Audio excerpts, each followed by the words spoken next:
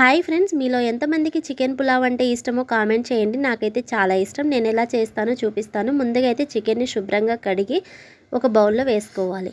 తర్వాత అందులో పెరుగు, ఉప్పు, పసుపు, కారము, ధనియాల పొడి, జీలకర్ర పొడి, పెప్పర్ పొడి, గరం మసాలా, కొద్దిగా కొత్తిమీర, అల్లం వెల్లుల్లి పేస్టు, లెమన్ క్యూబు వేసి మొత్తం ఒకసారి కలిపి పక్కన ఉంచుకోవాలి. తర్వాత స్టవ్ ఆన్ చేసుకొని గిన్నెను పెట్టుకొని నెయ్యి వేసుకోవాలి. నెయ్యి వేడైన తర్వాత బిర్యానీ స్పైసెస్ మొత్తం కూడా వేయాలి. తర్వాత కట్ చేసి పెట్టుకున్న పచ్చిమిర్చి, ఆనియన్, కరివేపాకు, అల్లం వెల్లుల్లి పేస్ట్, సాల్ట్ని కూడా వేసి పచ్చివాసన పోయే వరకు ఫ్రై చేయాలి. తర్వాత ఒక 2 టమాటాలను కూడా ఇలా కట్ చేసుకొని వేసి మొత్తం కలిపి ఫ్రై చేసుకోవాలి.